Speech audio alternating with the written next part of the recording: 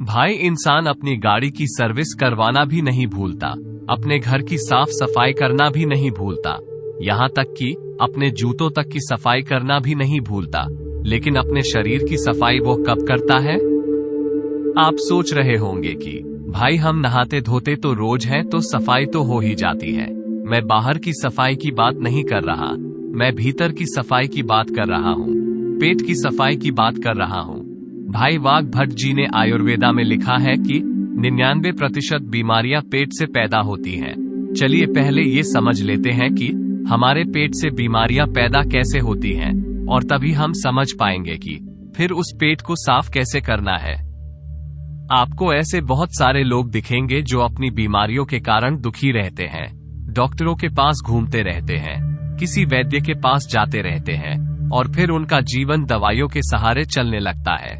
और यह भी हकीकत है कि उन दवाइयों से उन्हें कुछ देर के लिए तो आराम हो जाता है, लेकिन उस बीमारी की जड़ कभी नहीं जाती, और जैसे ही वह दवाई लेना छोड़ते हैं तो दर्द फिर से उनको परेशान करने लग जाता है।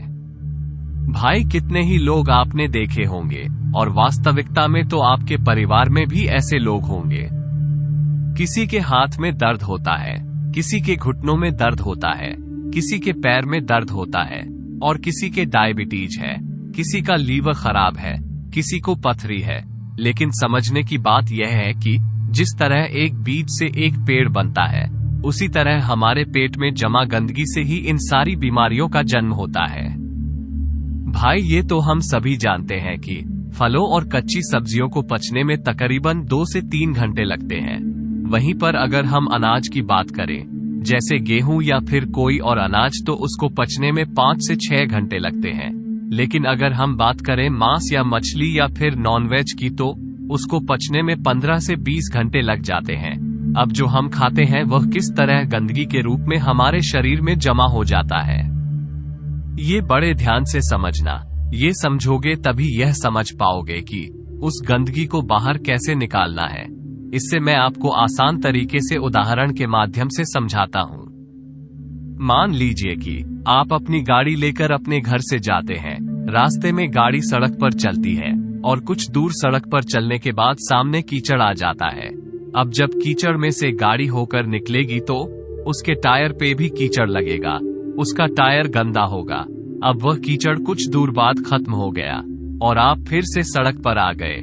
अब फिर से जब गाड़ी सड़क पर चलने लगेगी तो हो सकता है उसका कीचड़ हट जाए, लेकिन वो कीचड़ पूरी तरह से साफ नहीं होता, वो ऊपर ऊपर से साफ हो जाएगा। आप किसी चीज से साफ कर देंगे तो भी वह ऊपर से ही साफ होगा, क्योंकि टायर पर जब हम देखते हैं तो उसमें लेयर्स बनी होती हैं, उसमें एक स्पेस बना होता है, एक जगह बनी होती है, और उसमें मिट्टी फंसी रहती है, कीचड़ भी उसी में फंसा रहता है। तो ऊपर से साफ करने पर वो ऊपर ऊपर से साफ होता है। उस टायर को पूरी तरह से साफ करने के लिए आपको तेज प्रेशर से उस पर पानी डालना होगा, तब उस बीच वाले स्पेस से वह मिट्टी निकलकर बाहर आएगी। लेकिन अगर हम हाई प्रेशर से उस पर पानी नहीं मारते हैं तो वो मिट्टी सालों सालों तक उसमें फंसी रहती है और टायर चलता रहता है।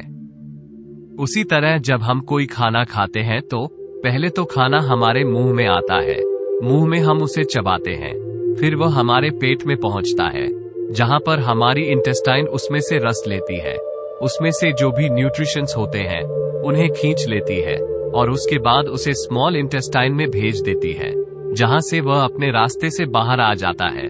लेकिन हर प्रकार के खाने को पचने में अलग अलग समय लगता है, ये तो हमने सीख लिया, अभी पीछे बताया था। तो इससे पहले कि वो खाना पच पाता, हमारे इंटेस्टाइन उसमें से जरूरी न्यूट्रिएंट्स निकाल पाती, उससे पहले ही हम कुछ और खा लेते हैं। अब वह भी तो जाएगा, अब वह खाना जो हमने अभी खाया है वह भी इसी रास्ते से वहीं पर पहुंचेगा। तो अब जो खाना पहले से हमारे पेट में पड़ा हुआ है, जो पूरी तरह से हजम भी नहीं हुआ है, डाइजेस्ट नहीं हुआ है, वो अभी उस पर प्रेशर लगेगा। किसका? जो खाना हमने अभी खाया है उसका, क्योंकि वो भी तो उसी रास्ते से आगे जाने वाला है, और आगे तो जाम लगा पड़ा है, तो ये खाना उसको धक्का मारेगा, और वह पुराना खाना बिना पूरी तरह से डाइजेस्ट हुए आगे निकल जाएगा। लेकिन जब ये हाफ डाइजेस्टेड खाना बिना पूरी तरह से हजम हुए आगे बढ़ जाता है तो ये पीछे छोड़ जाता है बैक्टीरियाज के भंडार। बहुत सारे बैक्टीरियाज होते हैं जो पीछे छूट जाते हैं, और ये बैक्टीरियाज हमारे इंटेस्टाइन से यानी कि हमारे पेट की, हमारे स्टमक की जो इनर वॉल्स होती हैं, उनसे चिपक जाते हैं उसी तरह जैसे वो कीचड़ उस गाड़ी के पहिए पर लगा था। ठीक उसी प्रकार अब हमारे इंटेस्टाइन तो खाने से न्यूट्रिशंस खींचने के लिए बनी है, तो जब हमारे इंटेस्टाइन खाने से न्यूट्रिशंस खींचती है और शरीर के दूसरे अंगों में उन्हें पहुंचाती है, तो उन न्यूट्रिशंस के साथ यह बैक्टीरिया जो पहले से ही हमारे इंटेस्टाइन से चिपके हुए थे, ये भी खून के साथ अलग अलग अंगों में पहुंच जाते हैं। जब ये बैक्टीरिया वाला खून हमारे शरीर के अलग अलग अंगों पर पहुंचता है तो अलग अलग प्रकार की बीमारी पैदा होती है। जैसे जब ये लीवर में पहुंचेगा तो वहां पर पथरी बनने के चांसेस रहेंगे। जब ये दिल के पास पहुंचेगा तो दिल का दौरा पड़ने के चांसेस रहेंगे, और जब यह मस्तिष्क में पहुंचेगा तो ये दिमाग की बीमारी पैदा कर देगा। और इसी प्रकार जहां भी यह पहुंचेगा, जोड़ों में पहुंचेगा तो जोड़ों का दर्द पैदा करेगा। तो इसीलिए समय समय पर हमें अपने पेट की सफाई करते रहना चाहिए, ताकि हमारे इंटेस्टाइन में वह बैक्टीरियाज जमा ना होने पाए। चलिए मैं आपसे पूछता हूं कि घर की सफाई करने के लिए सबसे पहला स्टेप क्या होता है? भाई, कॉमन सेंस की बात है कि अगर हमें अपने कमरे की सफाई करनी है तो हमें कमरे को खाली करना होगा। अगर फर्श साफ करनी है तो फर्नीचर को बाहर निकालना पड़ेगा। उसी तरह से हमें भी अपने पेट की सफाई करने के लिए ऐसे ही शुरुआत करनी चाहिए। अगर हम अपनी पूरी बॉडी को डिटॉक्स करना चाहते हैं तो सबसे पहले तो हमें अपने पेट को साफ करना होगा, जहां से सारी बॉडी में बैक्टीरिया सप्लाई हो रहे हैं। तो इसका सबसे अच्छा, सबसे पहला और सबसे आसान तरीका है व्रत करना। फास्टिंग करना चालू करिए। फास्टिंग करने से हमारा पेट खाली होगा, और जब हमारा पेट खाली होगा तभी तो हम उसकी सफाई कर पाएंगे। अब देखिए, फास्टिंग करना कुछ लोगों को बहुत डिफिकल्ट लगता है, बहुत कठिन भी होता भी है। जो लोग फास्टिंग कर सकते हैं वो फास्टिंग करें। हफ्ते में किसी दिन कर ले या महीने में कर ले, और फास्टिंग करें तो पानी, जूस या फिर कोई फल इत्यादि ही खाएं, क्योंकि तभी तो वो फास्टिंग होगी। और जिन लोगों को ये कठिन लगता है कि भाई वो भूखे नहीं रह सकते, फलों से उनका पेट नहीं भरता है, तो ऐसे लोग हल्का खाना खा सकते हैं, जैसे खिचड़ी खा ली। जब आप इस तरह का कोई व्रत करते हैं तो जाहिर सी बात है आपका पेट तो खाली ही रहेगा, और जब आपकी बॉडी को विटामिन्स या फिर न्यूट्रिएंट्स चाहिए होंगे तो वो आपके इंटेस्टाइन के पास इंफॉर्मेशन भेजेंगे कि भाई आगे न्यूट्रिशंस की जरूरत है, सप्लाई चाहिए, हमें जल्दी से दो। और इंटेस्टाइन के पास तो कुछ है ही नहीं, वो देगा क्या? तो जो बैक्टीरियाज इंटेस्टाइन पे पहले से चिपके होते हैं, खून उन्हीं को लेकर उन अंगों के पास पहुंच जाता है, और इस तरीके से वह इंटेस्टाइन यानी कि हमारे पेट की वह इनर वॉल्स साफ हो जाती हैं, उन पर से बैक्टीरिया हट जाता है। लेकिन अब वो बैक्टीरियाज हमारे खून में मौजूद हैं, तो अपने खून में से वो बैक्टीरियाज निकालने के लिए आपको पसीने निकालने चाहिए। आप जितने पसीने निकालेंगे उतना ही आपका खून डिटॉक्स होता जाएगा। जो हमारी स्किन्स में छोटे छोटे पोर्स होते हैं ना, जहां से पसीना बाहर आता है, तो उस पसीने के साथ जो हमारे खून में जो अनवांटेड मटेरियल्स होते हैं वो भी बाहर आ जाते हैं। लेकिन एक बात सच बताना, आप में से बहुत सारे लोग सोचते तो होंगे कि कल से हम अच्छा रूटीन बनाएंगे, डेली एक्सरसाइज करेंगे, अच्छा खाना खाएंगे और अपने शरीर का ख्याल रखेंगे। लेकिन अगली सुबह आते ही आप भूल जाते हो, फिर से वही रूटीन, फिर से लेट उठना, फिर से ऑफिस में जाना, और फिर से आकर उसी तरह से रात में लेट सोना। देखिए, इसमें गलती इंसान की नहीं होती, इंसान का रूटीन ही ऐसा हो गया है। वो कभी रात की ड्यूटी करता है तो कभी दिन की ड्यूटी करता है, तो इस तरीके से उसका कोई रूटीन फिक्स हो ही नहीं पाता, और वो अंदर ही अंदर अपने मन में निराश होता चला जाता है। भाई, किस तरह से एक्सरसाइज स्टार्ट करोगे? टाइम तो मिलता ही नहीं तुम्हें, कैसे अपना ख्याल रखोगे बताओ मुझे? तो दोस्त, इसके लिए विकल्प होते हैं। अगर तुम ध्यान से सोचोगे, दिमाग लगाओगे तो तुम्हें ऐसे तरीके मिल जाएंगे भाई। इसके लिए हमें जापान के लोगों से सीखना चाहिए। जापान के लोगों का भी शेड्यूल इसी तरह बिजी रहता है। उन्हें टाइम मिल ही नहीं पाता कि वो एक्सरसाइज करें। उस देश में ज्यादातर लोगों को टाइम मिल ही नहीं पाता कि वह एक्सरसाइज कर ले, इसीलिए वो अपने पास एक साइकिल रखते हैं। कहीं जाना हो इधर उधर, छोटी मोटी जगहों पे ज्यादा दूर नहीं जाना हो, वहां पर वो अपनी साइकिल का इस्तेमाल करते हैं, वरना तो पब्लिक ट्रांसपोर्ट में या फिर खुद की कार से ट्रैवल करते हैं। ज्यादा दूर नहीं, लेकिन छोटी जगहों पे कुछ दूर जाने के लिए वहां तो हम साइकिल का इस्तेमाल कर सकते हैं।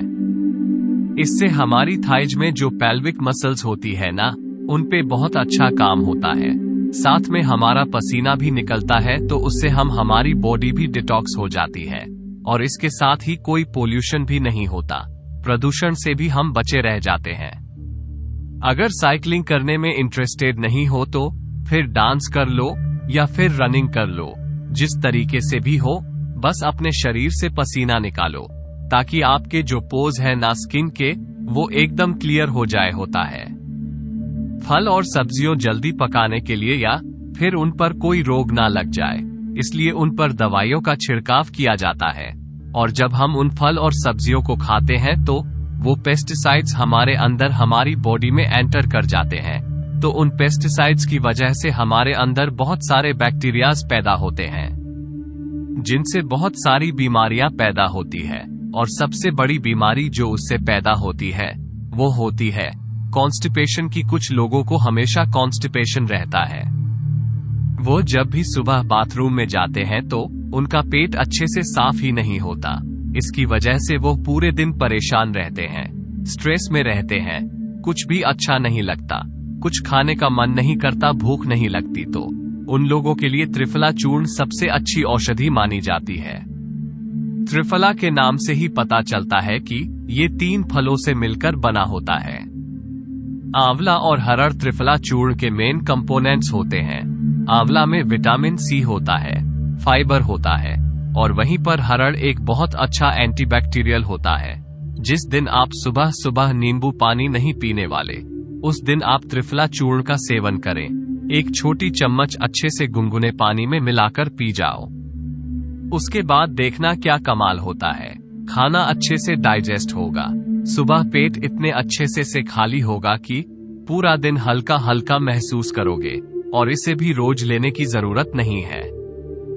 भाई, एक हफ्ता आपने नींबू का पानी ले लिया, फिर किसी दूसरे हफ्ते आपने त्रिफला चूर्ण का सेवन कर लिया। इस तरह अल्टरनेट तरीके से इनका इस्तेमाल करना है। कहीं पता चले कि आप नींबू पानी भी पी रहे हैं और साथ में त्रिफला चूर्ण का भी सेवन कर रहे हैं, ऐसा मत करना। अच्छा, एक राज की बात बताता हूँ। जो लोग अल्कोहल ज्यादा पीते हैं ना, उसकी वजह से उनकी बॉडी में एसिडिटी बढ़ जाती है। तो ये जो त्रिफला चूर्ण है, यह उस अल्कोहल के इफेक्ट को भी बहुत कम कर देता है। अच्छा देखिए, अगर आप पहले से कोई और दवाई ले रहे हैं तो त्रिफला चूर्ण को अवॉइड करना, या फिर अपने डॉक्टर से कंसल्ट करके तभी लेना।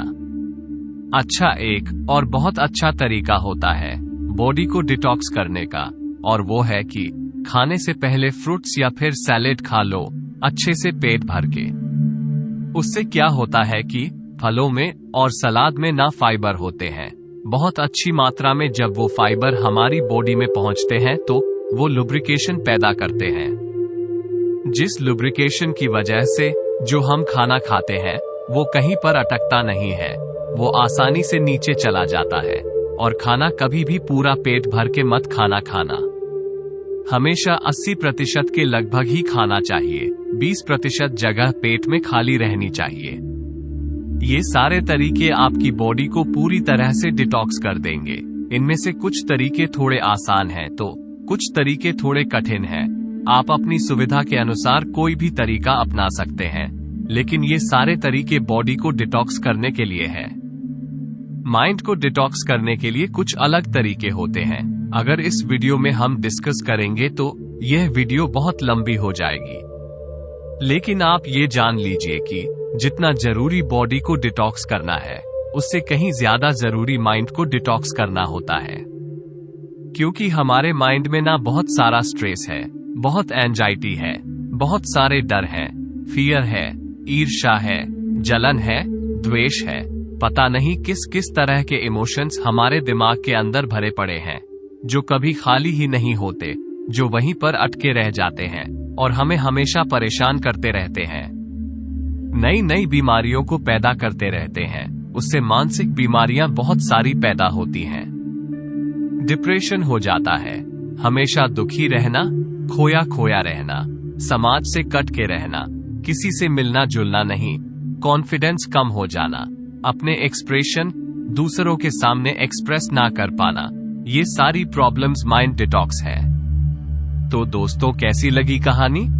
कमेंट सेक्शन में जरूर बताना, और अच्छी लगी तो इस चैनल को सब्सक्राइब जरूर कर लेना। तो मिलते हैं अगली कहानी में, तब तक के लिए अपना ख्याल रखें।